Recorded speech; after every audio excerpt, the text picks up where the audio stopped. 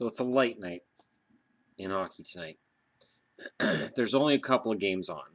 So I'm going to get to previewing those. And it's important to make sure that we discuss these things, in my normal, everyday manner. Now, there's been some discussion about my objectiveness, or objectivity, I should say, and when it comes to Vancouver. And, Pierre LeBrun, I just listened to him on TSN talking about the Canucks and how they're surprised, and basically said if guys stay healthy. And that's something I've kind of said to you guys too, like, the thing with the Canucks is depth.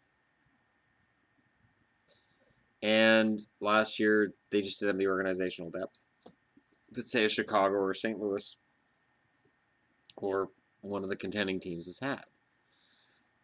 And that's really what it comes down to. I credit them with coming back 3 times, but you can't keep counting on comebacks because they're not going to happen all the time. So, screw this guy. The Canucks are 3-0, and this guy just won't enjoy the wins.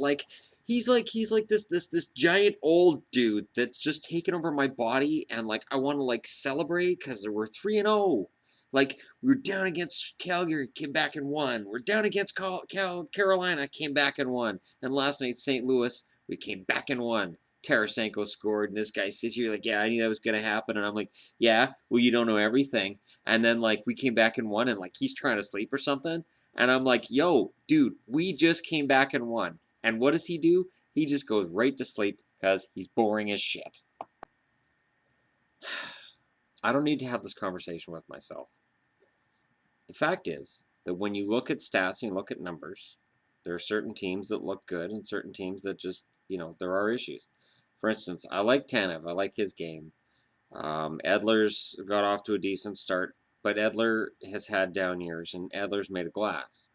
The odds of Edler playing 82 games, slim. Behind them, Goodbranson's played well enough, I would say. Hutton, I love Hutton's game. I won't deny. I love Hutton's game. He's been good. Sbiza has played very well. And I said at the start of the year, if you're going to suffocate hockey, you're going to get Lucas Sbiza to do it. And everybody's like, hey, look, Sbiza's having a good year. Yeah. Larson is pretty invisible. I'm actually kind of surprised that Philip Larson's played all 3 games. He's been pretty invisible for a guy they got for a puck mover. He's been pretty quiet. Can you believe this guy? Seriously. The Canucks haven't allowed that many goals, and he wants to shit-talk the defense. The defense has been great. Hutton's out there hitting everything that moves, and Goodbranson's looked fantastic. Sbiza's been a monster. That should have counted last night, too. He didn't kick that puck in. You have to lift your foot and kick the puck in. Direction's been allowed for the last 2 years. Where's this referee at? That goal should have counted. And then I would have crammed it straight up his, well, you know where I would have crammed it. This guy he won't give the Canucks any credit for anything they do. They win 3 in a row at home. They beat 3 teams that he said 2 of them they were going to lose for sure. And last night, St. Louis, I'm sure you can lose to St. Louis because you can't beat St. Louis because Curtis Sanford and Jason Bekashawa and all these goalies that beat Vancouver. Well, guess what? Jake Allen didn't beat Vancouver last night. And Brian Elliott did twice last year with shutouts, but we beat him in Calgary. Well, beat Chad Johnson. Doesn't matter. Brian Elliott's not having a good year, and that's why Johnson was in it. And Johnson got the win last night. So Elliott's not having a good year. Every year's different. That's the truth. It's exhausting fighting with the inner fanboy. That side of me that just, is there. And it's there. But it's like I've told people, when you've been down this road so many times, and you're like, I've seen good starts before. And, what comes to mind is it wasn't that long ago when the Toronto Maple Leafs had a winning streak at the start of the season. Wasn't it 8 games? And Leafs fans were insufferable. And Canuck fans can get pretty insufferable pretty fast. And it's like, it reminds me of why it can be hard to be part of such a large fan base. Because there is a very vocal... Most fans I've found are emotionally neutral and capable of making that separation. Most people that I know and talk to are able to maintain some semblance of separation between the emotional, oh, we want to win, and the reality that you don't win them all. 82 games is a long season. This season goes until April. And between now and then, there's going to be a lot of injuries. And Vancouver, because of where they are, has a rough travel schedule. It's easier now than it used to be. Definitely the travel schedule isn't as rough as it was back in the 80s, for instance. Everybody's got private jets. Everything is pretty regulated in terms of their time, what they're doing. I think it's funny. Somebody asked me about the Oilers losing their day off after their loss. And you could point at last night's result and say, see, that's fine. I think players practice too much. I honestly do. I think when you're already at that level, when you are elite, whatever that word means, really, it gets thrown around way too much in sports these days. When you're already an elite athlete and you're already in the best shape of your life, I don't think taking a day off means that next day you're just going to be screwed. I think there's so much time spent with practice and systems and practice and systems. I wonder if a team bucked that trend and decided to say, you know what, we're going to give guys more days off. We're going to be a little more loose with certain things. We're still going to have our systems. We're still going to practice, but we're going to allow guys to have a little bit more fun with it.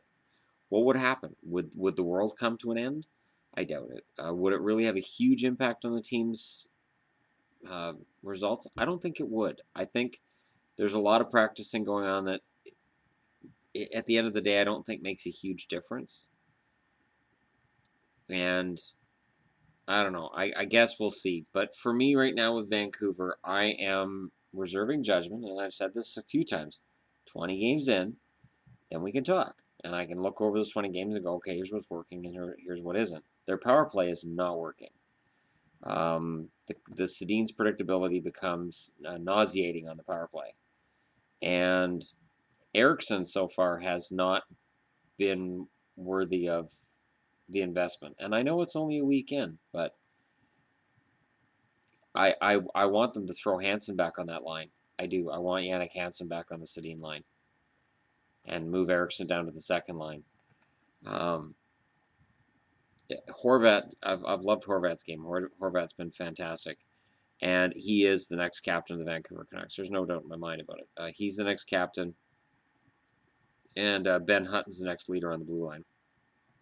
Goodbranson coming in as whatever, but Hutton's going to be the guy that anchors that team. Him and Tanev both. Whenever anybody has talked about, there's a trade being offered for the Canucks, would you do Tanev in a first? As soon as I hear Tanev's name, I go, no. You never trade Tanev. So when people talk about, oh, well, Trouba's available, you don't trade Tanev for Trouba. Tanev is a proven shutdown defensive defenseman, and he has a little bit of a touch around the net. If he wants to evolve that, he could become a 35-point defenseman. Tanev is just really damn good at everything he does, and I won't take that away from him. He can say whatever he wants. He really can. The fact is, the fanboy's in here. The fanboy's ready to come out, and when that fanboy comes out, this boring guy that runs this channel that's got over 1,000 subs, are you guys insane? All this guy does is shit talk his favorite team. What the hell kind of crap is that? This is ridiculous. Insanity. He's just following along with the rest, saying the Canucks are going to be bad when he knows damn well they're not going to be bad. He just figures he can get view counts because he's talking about the Canucks being bad. Guess what? The Canucks aren't bad. They're good. It's the opposite of bad. They're good. Because they're good. Because they're winning, and winning means you're good. Good teams win and bad teams lose. Sometimes it's the Canucks, but when we lose a lot of times because refs hate us and fans hate us and everybody's jealous of us because we rock. And that's the way we roll, because we rock. And we're great. And the only fanboy in here is me. And I run the show. I do. I run the show. You know the reality? The reality is This man deep down loves the bees. It's all about the Bruins. In 2011, he loved this shit. He loved watching Vancouver lose, and he won't admit it. And if he's ever man enough, he'll admit it. And let the real darkness take over, my friends. Let the evil take over. And when it does, this channel, it's going to be all Bruins all the time. Screw the haters. Because the Bruins Cup in 2011. Where were the fanboys then? Oh, I know. Colin Campbell had the fix in on that one because his son Greg played there. That's why we won every single Stanley Cup with Gregory Campbell in the lineup. Not only that, but look at this shit on his keychain. Look at this. See this? Oh, wait. The fuck is this shit? What? Why does he have a Canucks key to his front door? That's just... This is bigger than the key. That means this is in control. Trolls. Lots of trolls. Downvoting everything. Downvoting. Like, downvoting means anything to a Bruins fan. We've been downvoted more than everybody in the league combined. Boston Bruins. That's the real fandom in this house. Boston. And he can wrestle with that Canuck piece of shit all he wants. I'm the one that beats the crap out of that Canucks piece of shit. Oh, what happened? What happened there? 2011 happened, bitches. That's what happened. He doesn't let me out very much. Why? We haven't won anything since 1999. We don't really have great goaltending. Although Leighton was good last night. I don't know if he's going to be good next game or not. Maybe. Hope, maybe. We got Jack... No, he's gone. We got Philip DeRoche. I think we still... Yeah, no. Maxime Legacy. There's hope. There's hope for Dallas. Yes, there is. Boston. Pfft. Vancouver. Pfft. This is his true heart. So when you guys say you got to pick a team, you're right. And the team he's got to pick is the one that made the playoffs last year, the team that got out of the first round without a goaltender, and would have won the second round without a goaltender, and probably would have won the Stanley Cup. Because as much as everybody was impressed by Pittsburgh, and everybody was impressed by San Jose, we all know the young core of forwards, nothing beats Ben and Sagan. Nothing. It's going to be Dallas. It's going to be Dallas at the end of the day. So you Canuck fans can just type whatever the hell you want in this video. It's going to be all Dallas. Boston?